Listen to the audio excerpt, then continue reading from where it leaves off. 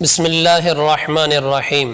ناظرین کرام، آج کی اس گفتگو کا عنوان ہے قربانی کے فضائل اور کچھ مسائل۔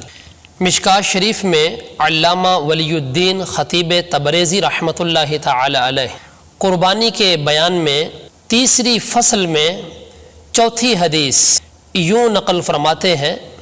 حضرت زید بن ارقم رضی اللہ تعالی عنہ سے یہ روایت مروی ہے۔ اصحاب رسول صلی اللہ علیہ وآلہ وسلم عرض کرتے ہیں، یا رسول اللہ صلی اللہ علیہ وسلم، ما هذه الاضاحی، یہ قربانیاں کیا ہیں؟ نبی پاک صلی اللہ علیہ وآلہ وسلم ارشاد فرماتے ہیں، سنت ابیکم ابراہیم علیہ السلام، لوگو یہ تمہارے باپ ابراہیم علیہ السلام کی سنت ہے۔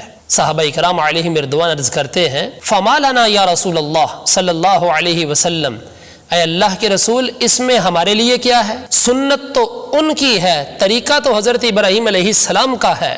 آقا علیہ الصلوۃ والسلام ارشاد فرماتے ہیں، بکل شعرۃ حسنۃ، ہر بال کے عوض تمہیں ایک نیکی دی جائے گی۔ صحابہ کرام علیہم رضوان نے پھر پوچھا، اے اللہ کے رسول اگرچہ کوئی بالوں والا مینڈا ذبح کر لے؟ میرے آقا علیہ الصلوۃ والسلام فرمانے لگے، بکل شعرۃ من الصوف حسنہ، اللہ رب العزت کی رحمت اتنی وسیع ہے، اگرچہ کوئی بالوں والا مینڈا ہی ذبح کیوں نہ کر لے، اللہ تبارک و تعالی اس کے بھی ہر بال کے عوض ایک نیکی عطا فرمائے گا۔ دیکھو کتنے خوش قسمت ہیں ہم کہ قربانی کا جانور ذبح کرتے ہیں، اللہ کی طرف سے اجر بھی ملتا ہے، پھر اس کا گوشت بھی کھا لیتے ہیں، لوگوں میں بھی تقسیم کر لیتے ہیں، اور اس کے ایک ایک بال پر اللہ تبارک و تعالی ہمیں نیکی بھی عطا فرماتا ہے۔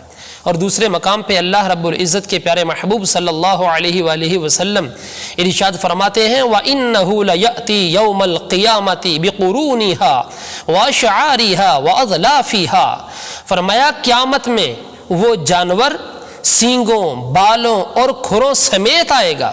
وَإِنَّ الدَّمَ لَيَقَعُ مِنَ اللَّهِ بِمَكَانٍ قَبْلَ أَن يَقَعَ بِالْأَرْضِ فَطِيبُوا بِهَا نَفْسًا، فرمایا قربانی کے جانور کا خون زمین پر گرنے سے پہلے ہی اللہ کی بارگاہ میں ایک مقام حاصل کر لیتا ہے۔ فَطِيبُوا بِهَا نَفْسًا، لوگوں خوش دلی سے قربانی کیا کرو۔ لہٰذا ہمیں قربانی بوجھ سمجھ کے نہیں، نبی پاک صلی اللہ علیہ وآلہ وسلم کی سنت سمجھ کے کرنی چاہیے۔ اور پھر دوسری بات، قربانی کا جانور خریدنے سے پہلے جو نبی پاک علیہ الصلوۃ والسلام نے مولا علی کرم اللہ تعالی وجہہ الکریم سے باتیں ارشاد فرمائی ہیں، ذرا میں وہ بھی آپ کے سامنے رکھنا چاہوں گا۔ مولا علی کرم اللہ تعالی عنہ فرماتے ہیں، امرنا رسول اللہ صلی اللہ علیہ وآلہ وسلم ان نستشرف العین والاذن وَأَن لَا نُضَحِّيَ بِمُقَابَلَةٍ وَلَا مُدَابَرَةٍ وَلَا شَرَقَاءَ وَلَا خَرَقَاءَ۔ مولا علی کرم اللہ تعالی وجہہ الکریم فرماتے ہیں،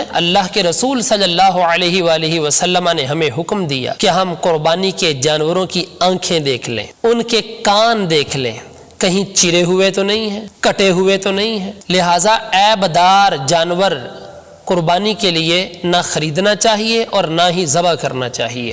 اور اس کے علاوہ قربانی کے جانور کے حوالے سے میرے آقا علیہ الصلوۃ والسلام نے کس طرح کے جانور پسند فرمائے۔ ایک مقام پہ نبی پاک علیہ الصلوۃ والتسلیم کا یہ فعل نقل کیا گیا ہے کہ نبی پاک علیہ الصلوۃ والتسلیم نے قربانی کے دن ذبح النبی صلی اللہ علیہ وسلم کبشین اقرنین املحین موجوعین، دو مینڈے ذبح کیے قربانی کے دن، سینگوں والے تھے اور سرمگین آنکھوں والے تھے، یعنی خوبصورت جانور تھے، اور دونوں ہی خصی تھے۔ آج لوگ کہتے ہیں کہ خصی جانور کی قربانی جائز نہیں ہے، یہ بات غلط ہے۔ حدیث ہماری رہنمائی کر رہی ہے، نبی پاک علیہ الصلوۃ والسلام نے خصی جانور کی قربانی کی ہے۔ دعا ہے اللہ رب العزت ہر مسلمان کی قربانی کو شرف قبولیت عطا فرمائے۔